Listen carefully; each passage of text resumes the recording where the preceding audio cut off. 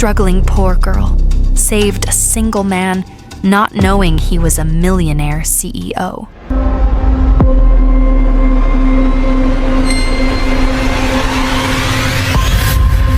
Mr. Richard, a rich single man, sat inside the second car with a few workers from his company, unaware that a gang of terrorists had been monitoring their movements. They were driving to a small village to check a new place for crude oil. The road was rough, and tall trees stood on both sides. They were very close to the village now, but the air felt strange and heavy. They didn't know danger was waiting ahead. Suddenly, bang! A loud gunshot hit the front car. The driver quickly hit the brakes. The cars stopped fast, and dust flew everywhere. From the trees, masked men with guns came running out. They rushed to the first car, shouting and waving their weapons. Mr. Richard and his team watched in shock, frozen with fear.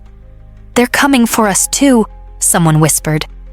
Without thinking, Mr. Richard opened the car door and sneaked out. His heart was beating loudly in his chest. He looked around, but everything looked the same. Trees, dust, and fear. He didn't know where to run. He stumbled forward, confused and scared. Then, from the side, a girl in dirty, torn clothes saw him. She quickly ran to him without any fear. "Follow me!" she shouted. She grabbed his hand and pulled him into the bushes. They ran as fast as their legs could carry them. After a few minutes, they reached a small, broken wooden building hidden deep in the bush. It looked old, but safe. "Stay quiet," the girl whispered as they slipped inside, hiding from the bad men still shouting not far away. Back at the attack scene, the terrorists grabbed two of Mr. Richard's workers, dragging them away. They pushed them into an old truck, shouting plans to call the company and families for ransom money. Inside the small building, Mr. Richard and the girl Grace stayed low. His heart pounded hard. Through a crack in the wall, he saw the gang leader pointing angrily in their direction. He had seen them escape. "They'll come looking," Grace whispered, her eyes wide with fear. Mr. Richard nodded, feeling helpless. They had to move again, and fast, before it was too late. Mr. Richard quickly pulled out his phone, his hands shaking. Hiding behind the wall, he dialed the head office. "We've been attacked near the village," he whispered. "Two of our team are taken. I escaped with help. We need rescue now." The office moved fast, alerting the rescue force. "Stay hidden, Mr. Richard. Help is on the way," the manager said. Mr. Richard ended the call, clutching the phone tightly. They just had to survive a little longer.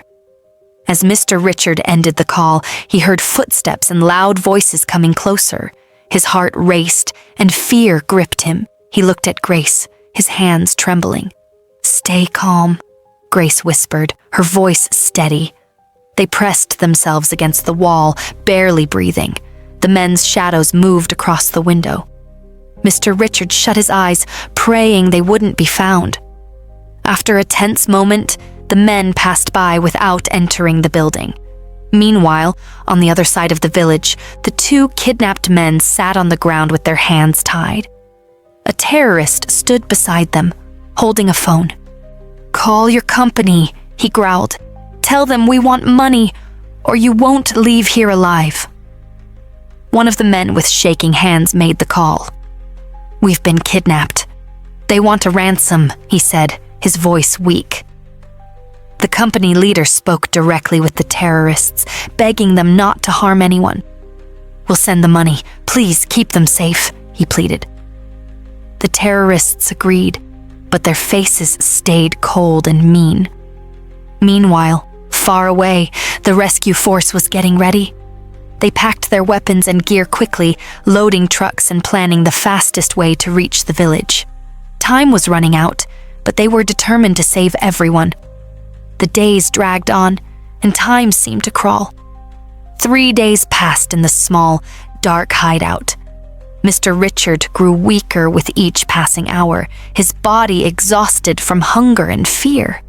He barely had the strength to move, and his thoughts were clouded. Grace, however, remained calm. She kept watch and tried to comfort him, but her own hunger was starting to get to her. On the fourth day, Grace noticed Mr. Richard becoming even more pale. She knelt beside him, her voice gentle. "You need food. I'll go into the village and get something for you." Mr. Richard weakly shook his head. "It's too risky. Stay here." But Grace stood up, determined. "I'll be quick. I know the way, and I'll be careful." Before he could argue, she slipped out of the hideout and disappeared into the trees. Mr. Richard watched her go, hoping she'd return safely.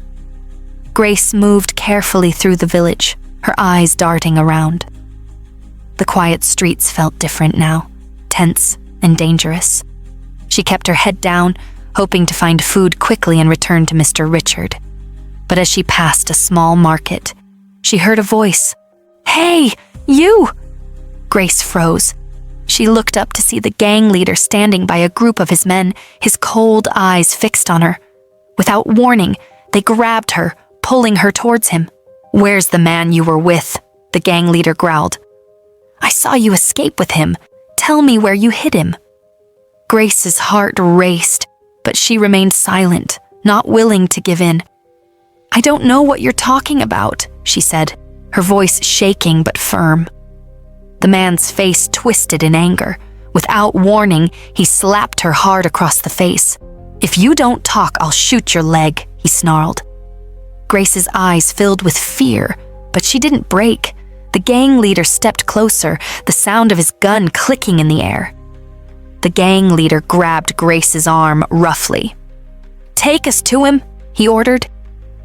Grace had no choice. Her heart pounded with fear as she led them through the narrow paths and into the thick bushes. Every step felt heavier than the last. She prayed that Mr. Richard would somehow escape. Meanwhile, inside the hideout, Mr. Richard heard voices getting closer. His heart jumped. Without thinking, he stumbled to his feet and rushed into the deeper part of the bush, branches scratching his arms as he ran. Moments later, Grace and the gang reached the small building. The leader kicked the door open, but the place was empty. "He's gone!" he shouted, his face burning with anger. He turned to Grace with furious eyes. "You tricked us!" he roared, raising his hand to strike her again. Grace stood frozen, her body shaking, but deep inside she was relieved. Mr. Richard was safe for now. The gang leader's face twisted with rage. "He's close!" he barked. "I see fresh tracks. Search the forest now." At once, the men spread out, shouting and crashing through the bushes. Grace stood helplessly as they left 2 men guarding her. She prayed Mr. Richard could keep running. But deep in the forest, Mr. Richard was getting tired. His legs felt like they would give out any moment. He pushed through thick branches, hoping to find a place to hide. Suddenly, a sharp voice rang out behind him. "Stop, or I'll shoot." Mr. Richard froze, breathing hard. Slowly, he raised his hands. 2 armed men rushed toward him, grabbing him roughly by the arms. Mr. Richard struggled weakly, but knew he had no chance.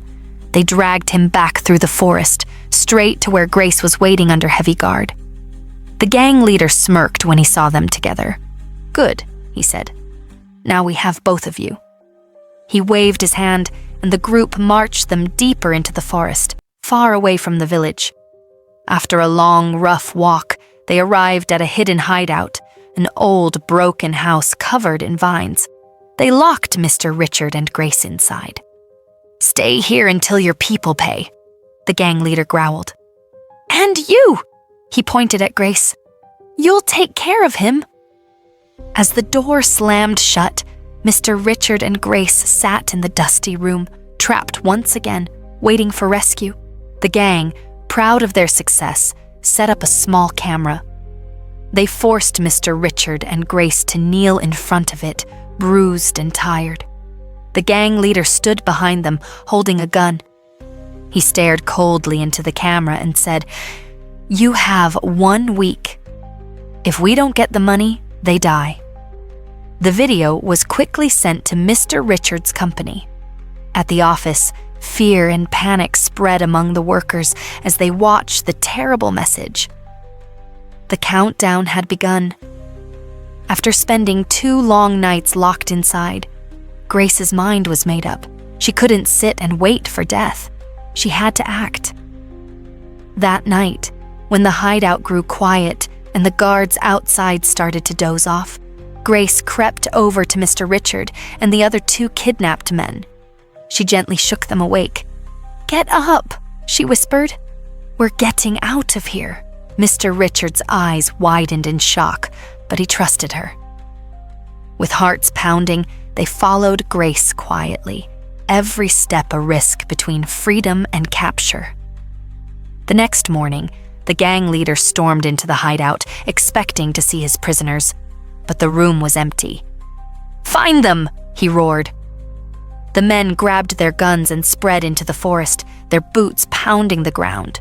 Meanwhile, Grace, Mr. Richard, and the 2 other men were already deep in the trees. Their clothes were torn, their faces scratched, but they kept moving. At one point, they got stuck near a swampy area, the mud pulling at their legs. "We can't stop now," Grace said, her voice firm. She looked around quickly, spotting a narrow, dry path. "This way," she whispered, leading them carefully. Branches snapped behind them. The gang was not far. Grace kept searching for better paths, her heart racing with fear and hope mixed together. "We have to move faster," she said, and they pushed forward, deeper into the wild forest, running for their lives. Fortunately, after hours of struggling through the thick forest, Grace led them to a small dirt road.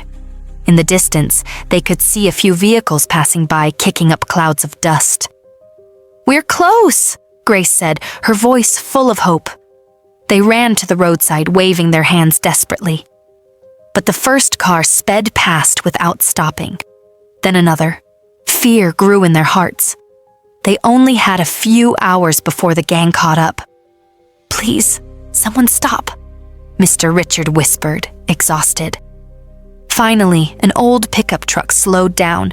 The driver, an elderly man, saw their dirty clothes and tired faces. "Help us," Grace shouted. "We've been kidnapped. Please." The man quickly unlocked the door.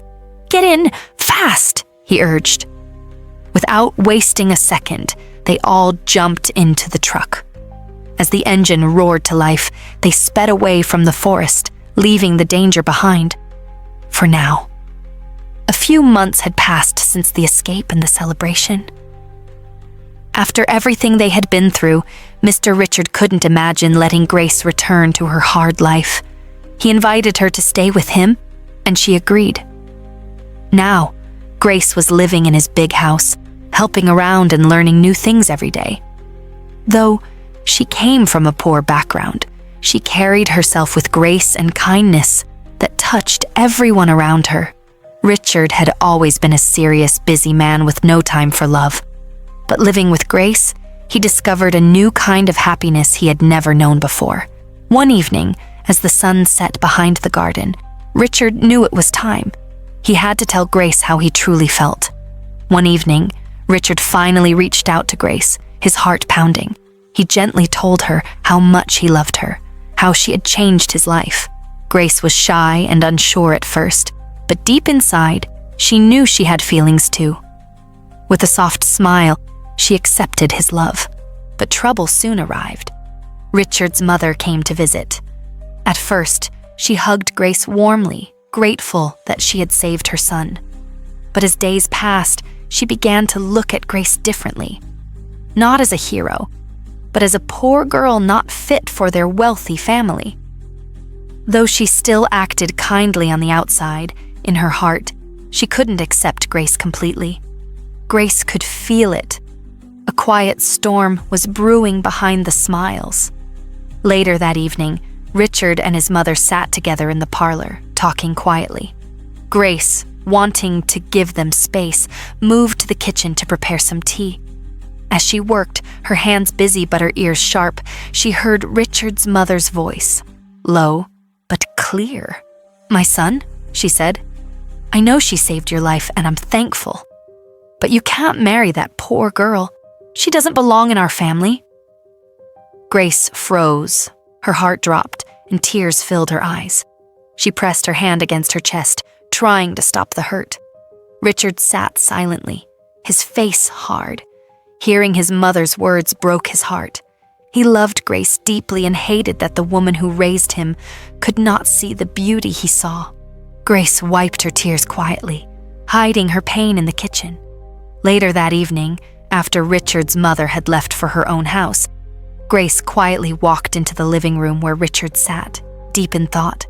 Her heart was heavy, and her voice was soft. "I heard everything your mother said," Grace whispered. "It's okay. I don't want to come between you and her. I'll step away if I have to." Richard stood up quickly, his face full of worry. "No, Grace. Please don't even think like that," he said, holding her hands gently. "You mean so much to me. You're not the problem." Grace looked down, hiding the tears in her eyes. "But she doesn't want me to be with you. I don't want to be the reason for a fight between you and your family." Richard squeezed her hands firmly. "I love my mother, but I love you too. I'll fix this. I'll make her see who you truly are." Hearing his words, Grace's heart lifted with a small, trembling hope. As months passed, the tension grew worse. Richard tried to protect Grace, but his mother's anger only burned deeper in her heart. One afternoon, while Richard was away at the office, his mother stormed into the house, her face red with rage. She slammed the door open, her voice loud and sharp. "Where is that poor village girl?" she shouted. "Come out here now!" Grace, who was quietly cleaning the living room, froze in fear. She stepped out, her hands trembling. Richard's mother pointed at her with fury. "Pack your things! You're not staying here another minute. You think you can trap my son just because he's rich? You don't belong in his world." Grace's heart shattered at the cruel words. She felt her legs weaken, but she held back her tears. She realized no matter how much she loved Richard, she didn't want to be the cause of pain between him and his family. With a heavy heart and tears silently rolling down her cheeks, Grace packed a few of her belongings into a small bag. Without a word, she walked out of the house, leaving behind everything: the memories, the dreams, and the man she truly loved. When Richard returned from work that evening, the house felt strangely empty. He called out for Grace, but there was no answer. Then, one of the workers told him what had happened. His mother had come furious, and Grace had left in tears. Richard's heart broke into pieces. He rushed to call Grace, but her phone was off. He searched everywhere he could think of, but there was no sign of her. Months passed, and life became a shadow for Richard. He still went to work, but the joy was gone. His businesses started falling apart, and no deal seemed to succeed. He tried to hide it from the world, but deep inside, he knew the truth. His life lost its color the day Grace walked out of it. He missed her laughter, her kindness, her strength. He needed her back. After many sleepless nights, Richard made a decision. He had to find her. He remembered where she once told him she grew up, near the small village where the kidnapping happened. This time, he wasn't taking any chances. He hired a group of private security men and made plans to travel to the village himself, to find the woman who had once saved him, and maybe save his own broken heart. When Richard and his security team arrived at the village, they searched everywhere, asking anyone who might know Grace.